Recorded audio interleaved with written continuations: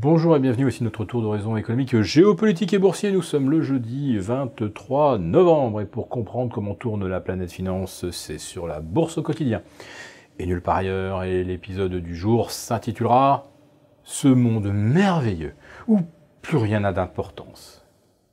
Ouais, alors j'ai tombé la cravate ce matin par solidarité avec nos amis américains qui sont en congé aujourd'hui pour Thanksgiving. Oui, c'est la grande orgie consumériste et on est même bombardé maintenant de sollicitations via nos boîtes mail, via les réseaux sociaux pour consommer et profiter des minuit, c'est-à-dire en fait 5 heures du matin, des super soldes auxquels nous pourrons tous avoir accès aux États-Unis. Et voilà, une occasion de reparler de la consommation qui est censée être le moteur de l'économie américaine.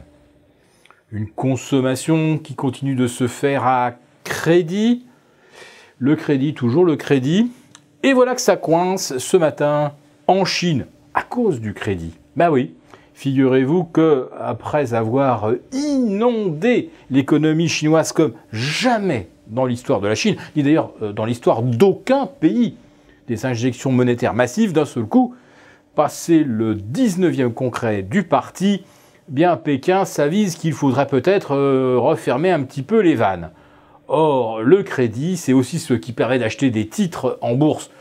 Beaucoup de titres en bourse, car quand on est un Chinois, on est d'abord très joueur. Et on prend du levier, beaucoup de levier. Et dès qu'on vous menace de supprimer une partie de ce levier, ben patatras, vous avez moins de 25 ce matin à Shanghai, moins de 95 à Shenzhen qui retombe sur ses niveaux de fin août. Le SSE à Shanghai, lui, il repère tout ce qu'il avait gagné depuis le 6 octobre dernier. Et on n'est pas très loin, effectivement, de voir s'enclencher des ventes paniques. Du crédit, des leviers et du crédit. Ben, c'est un petit peu comme ça que ça marche aussi aux États-Unis. Sauf qu'aux États-Unis, on va forcément consolider, tant qu'on le peut, les indices américains. C'est le dernier rempart de la citadelle. Tous les autres peuvent tomber, à commencer bien sûr par le rempart européen. Tout ce qui compte, c'est de soutenir effectivement les marchés américains. Alors, quand on sait ça et quand on voit comment ça fonctionne, on peut se dire effectivement que rien n'a d'importance. D'ailleurs, vous voyez, ce matin, la chute des places asiatiques, ça a fait courir un petit frisson en début de journée. Le CAC 40 perdait 0,4 et pouf, il est remonté non seulement à l'équilibre, mais il a repris dans la foulée ce qu'il avait perdu la veille. Alors, pourquoi avait-il baissé hier alors qu'il était en hausse hier matin? Ben parce que il semblerait que l'Allemagne s'enfonce dans une période d'incertitude politique. Pfiou, des incertitudes politiques. Mais qu'est-ce qu'on en a à faire quand les banques centrales vont continuer de se montrer accommodantes? Alors, Francfort a perdu du terrain hier. Vous voyez que Paris s'en désolidarise et repart à la conquête des 5400. Oui, vraiment, rien n'a d'importance. L'Allemagne, c'est juste notre premier partenaire économique. La Chine, c'est juste le premier partenaire économique de l'Allemagne. Donc ce qui se passe en Chine, ce qui se passe en Allemagne, nous est totalement indifférent naturellement. Et quant à la situation au Proche-Orient, alors là, eh bien, bonne nouvelle ce matin, M. Hariri annonce qu'il va rester Premier ministre au Liban.